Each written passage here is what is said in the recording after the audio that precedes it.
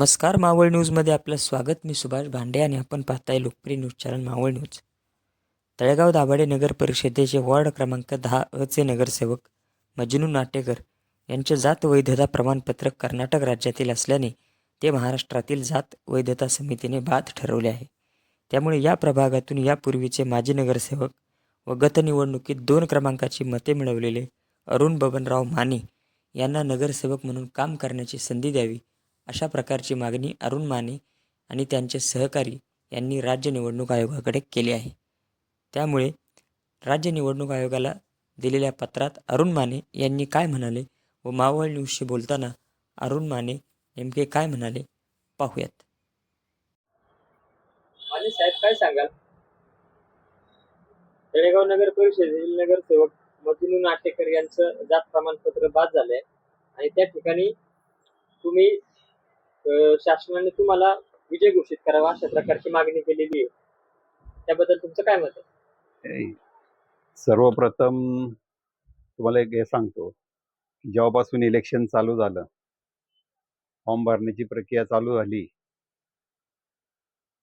त्यावेळेस सुद्धा आम्ही ऑब्जेक्शन घेतलेलं होतं की जात प्रमाणपत्र खोटं आहे, त्यांच्याकडे डॉक्युमेंट अपुरे आहेत. परंतु संबंधित निवडणूक आयोगाने त्या ठिकाणी दुर्लक्ष केलं आणि निवडणूक लागली. नाहीतर त्याच वेळेस त्यांचं जात प्रमाणपत्र हे रद्द ठरवून ते बाद झाले असते.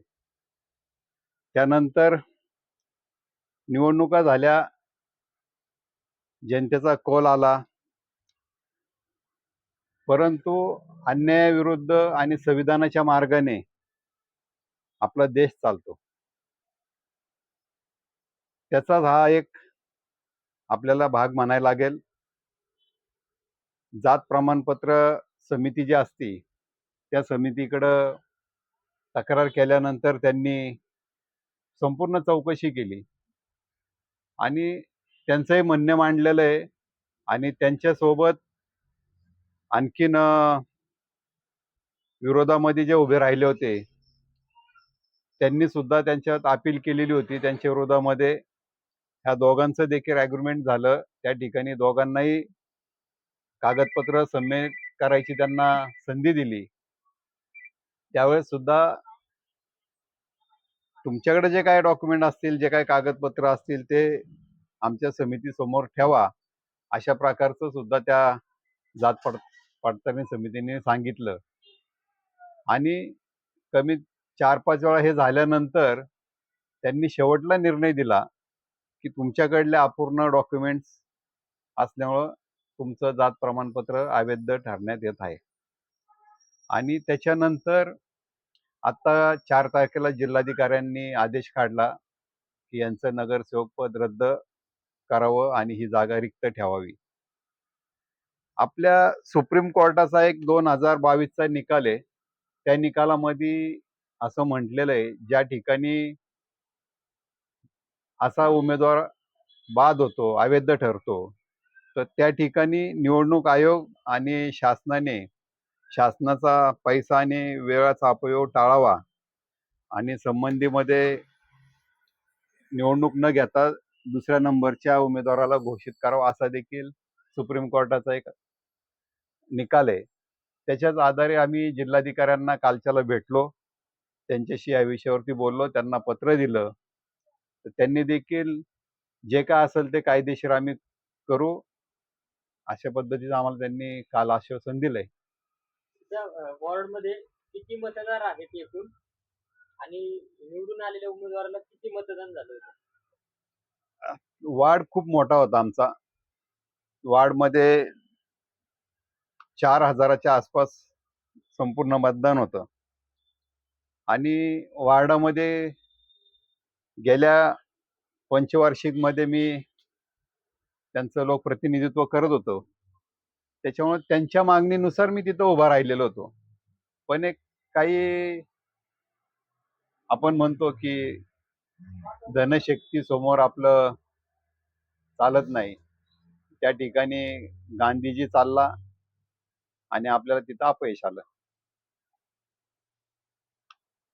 तुमच्या निवडून आलेल्या उमेदवाराला किती मतदान झालं होतं आणि कुठले कुठले एरिया तुमच्या त्या वॉर्डमध्ये आहेत किंवा त्या प्रभागात आहेत, कुठल्या कुठल्या कॉलनी?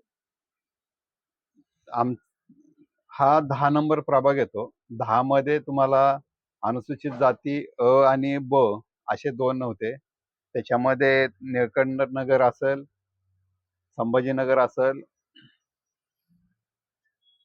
नालबंद गल्लीचा एक अलीकडला भाग होता, तुमचा खंडोबा मंदिराचा भाग होता, साईनाथ कॉलनी होती, खळद्याळी होती. अशा पद्धतीचा हा एक त्यांनी प्रभाग रचना केलेली होती.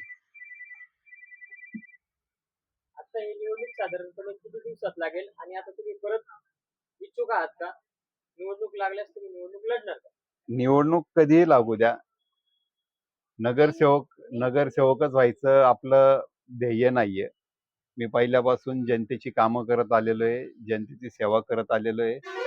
नगरसेवक नसलो तरी मी जनतेमध्ये आहे, त्यांची कामं करतोय. त्याच्यामुळं निवडणूक लागली त्यावेळेस जी जनता ठरवल, जे मतदार ठरवतील त्याच्यावरती मी ठामपणे राहणार आणि जाणार त्यांच्या याने. तो निर्णय पुढचा राहील. तुम्ही जिल्हाधिकाऱ्यांना पत्र दिल्यानंतर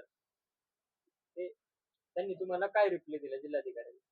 जिल्हाधिकाऱ्यांचं म्हणणं आलं की आम्ही 4 तारखेला त्यांचं पद रद्द केलेलं आहे, ते आता ह्या पदावरती नाहीये. आम्ही नगरपालिकेला निवडणूक निर्णय अधिकाऱ्यांकडे त्यांचा रिप्लाय मागितलेला आहे. तशी मागणी केलेली आहे निवडणुकीच्या संदर्भामध्ये आणि जे काय असेल कायदेशीर ते आम्ही पुढे प्रोसिजर करू. आम्ही ह्याचा आधार घेतलाय, सुप्रीम कोर्टाचा आधार घेतलेला आहे. सुप्रीम कोर्टामध्ये 2022ला एक त्यांचा निकाल लागलेला आहे आणि त्या निकालामध्ये त्यांनी दुसऱ्या नंबरच्या उमेदवाराला घोषित केलेलं आहे आणि त्याच आधारे आम्ही जिल्हाधिकाऱ्यांना ते पत्र दिलेलं आहे की आपण दुसऱ्या नंबरचा उमेदवार आहे त्या उमेदवाराला घोषित करावं.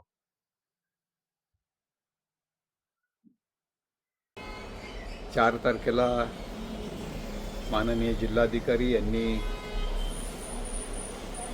आदेश काढला.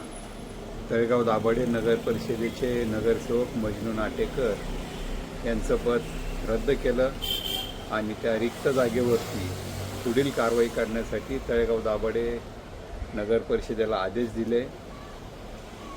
संबंधित निवडणुका लागल्यानंतर नामनिर्देशन पत्र सादर केले आणि ज्यावेळेस छाननीचा दिवस होता त्या छाननीच्या दिवशी आम्ही सर्वांनी त्यावरती ऑब्जेक्शन घेतलं होतं की त्यांच्याकडले कागदपत्र अपुरे आहेत, त्यांचं जात प्रमाणपत्र हे खोटं आहे, कारण त्यांचा जन्म परराज्यातील असेल, त्यांचे वडिलोपार्जित परराज्यातील असेल, कर्नाटक त्या साईडच्या कोणत्या तरी भागातून आलेले होते आणि आपल्या महाराष्ट्रामध्ये जर जात प्रमाणपत्र काढायचं म्हणलं तर आपल्याला 50 वर्षाचा पुरावा द्यावा लागतो, तरच आपल्याला जात प्रमाणपत्र भेटतं आणि ते वैध ठरवलं जातं. म्हणून त्या पद्धतीचं आम्ही नगर परिषदेच्या त्यावेळेसचे जे निवडणूक अधिकारी होते त्यांना आम्ही विनंती केली होती की तुम्ही ह्याची सर्व तपासणी करा. परंतु निवडणूक अधिकाऱ्यांनी आमच्या ह्या बोलण्याकडं आणि आमच्या लेखी निवेदनाकडं ऑब्जेक्शनकडं ते दुर्लक्ष केलं आणि त्यांचा अर्ज वैध ठरवला. त्याच्यामध्ये निवडणुका झाल्या, जय पराजय असतो. जात प्रमाणपत्र पडताळणी समितीकडं हा विषय गेला आणि जात प्रमाणपत्र समिती जी असते ती अशी एकतर्फी निकाल देत नाही, ते तुमच्या दोन्ही बाजू ऐकून घेतात. त्यावेळेस ह्यांच्याकडले जे काही कागदपत्र आहेत ते त्यांना सादर करायला लावले, परंतु ते कागदपत्र खोटे आहे हे देखील त्यांच्या लक्षात आलं. म्हणणे सगळं ऐकून घेतलं.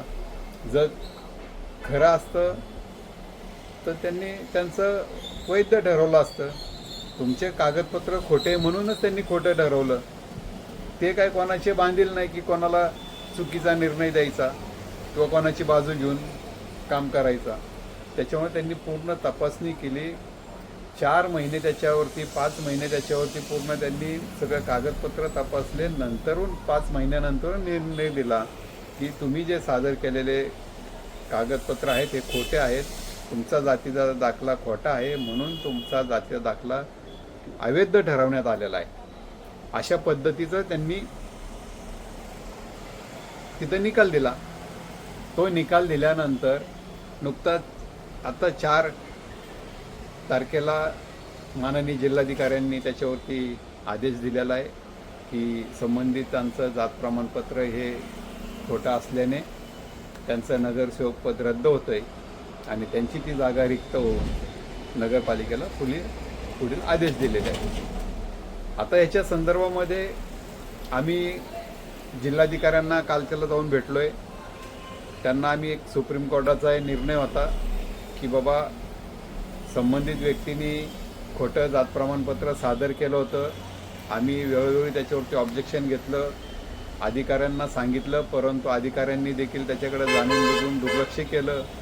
म्हणून आजच्याला पुन्हा निवडणूक घ्यायची वेळ येते तर त्या ठिकाणी शासनाचा पैसा, शासनाचा वेळ जाणार आहे. म्हणून जो सुप्रीम कोर्टाने एक निकाल दिला होता की 2 नंबरच्या उमेदवाराला आपण घोषित करावं, अशा पद्धतीचं कालच्याला आम्ही जिल्हाधिकाऱ्यांकडे मागणी केली. आता याच्यावरती त्यांनी आम्हाला सांगितलं की आम्ही समिती पुढे हा विषय ठेवू आणि काय असेल ते तुम्हाला कळवू. ठीक आहे, जे काय होईल त्याच्याला आम्ही जायला सामील आहे. परंतु ह्या माध्यमातून मला एक सांगायचं आहे की सत्य हे कधीही लपत नसतं, खोटं कधीही तुमचं लपून राहत नाही. खोटं ते खोटंच सिद्ध होणार, सत्य सत्यच सिद्ध होणार. आम्ही आजपर्यंत मी माझ्या जीवनामध्ये सामाजिक काम करत असताना कुठलंही खोटं काम केलेलं नाही, कुठलंही चुकीचं काम केलेलं नाही आहे. सतत गोरगरिबांसाठी मी झटत राहिलो, त्यांची कामं करत राहिलो आणि त्यांचा आशीर्वाद घेत राहिलो. आणि इथून पुढंसुद्धा मला आवड आहे, समाजसेवा करण्याची आवड आहे. नगरसेवक असो नाही तर नसो, मी समाजासाठी मी समाजसेवा करत राहणार आहे. त्याच्यामुळे मी जनतेच्या मनातला नगरसेवक आहे. त्याच्यामुळे मला काय कोणाची आशा नाही आहे. त्यामुळे मी आपल्या ह्या चॅनलच्या माध्यमातून सांगून ठेवतो की कुठलाही शासकीय निर्णय देताना एकतर्फी दिला जात नाही, तो दोन्ही बाजू तपासून निर्णय दिला जातो. तो यांच्या बाबतीमध्ये झालेला आहे. सर्व कागदपत्र खोटी ठरवण्यात आली होती म्हणून त्यांचं नगरसेवक पद रद्द झालेलं आहे. त्यांनी पुढं कुठं हायकोर्टात जरी गेले तरी देखील हायकोर्टामध्ये ते खोटंच ठरणार आहे. कारण हायकोर्टाचाच निकाल आदेश आहे की जर परराज्यातले तुमचे पूर्वज असतील, वडिलोपार्जित परराज्यातले असतील तर तुम्हाला दुसऱ्या राज्यामध्ये लाभ घेता येत नाही. हा हायकोर्टाचा आणि सुप्रीम कोर्टाचा निर्णय आहे. त्याला देखील तुम्ही जर चॅलेंज करत असाल तर ह्या चुकीच्या गोष्टी आहे. आणि ह्याच्याही माध्यमातून मी तुम्हाला अजून एक गोष्ट सांगतो की आपण अशा चुकीच्या माणसांना पाठीशी घालू नका.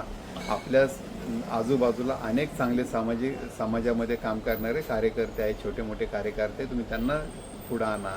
फक्त पैसा आहे म्हणून एखाद्याला तुम्ही डोक्यावरती बसू नका. एवढीच मी ह्या आपल्या चॅनलच्या माध्यमातून आपल्याला विनंती करतो. आणि जे काय पुढं होईल, इलेक्शन लागलं मी जनतेमध्ये जाणार आहे, जनतेचा कौल घेणार आहे. आणि जर जनता मला म्हणली तर तू उभा राहा, मी इलेक्शनला उभा राहणार आहे. त्याच्यामध्ये हे बघा, मी आजपर्यंत कुठल्याही दबावाला, कुठल्याही आमिषाला बळी पडलेलो नाही. त्याच्यामुळं जनता जनार्दन आणि मला जनतेचा आशीर्वाद आहे म्हणून मी एवढंच बोलतो आणि थांबतो. जय हिंद, जय महाराष्ट्र. नाही